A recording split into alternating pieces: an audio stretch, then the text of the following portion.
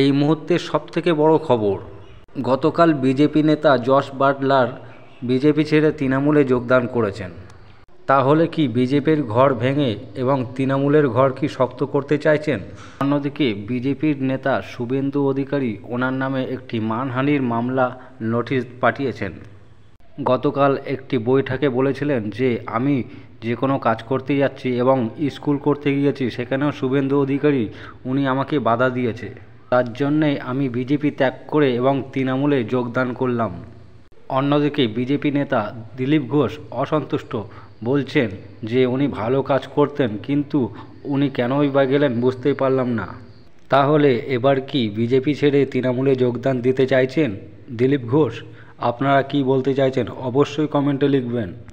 যখন একদিকে Josh Butler যোগদান দিয়েছেন তৃণমূলে, অন্যদিকে বিজেপির তরফ থেকে বিজেপি নেতা দিলীপ ঘোষ খোঁচা মারা বন্ধ করছেন না। উনি বলেই যাচ্ছেন যে এটা একটি ভুল সিদ্ধান্ত নিয়েছেন বিজেপি।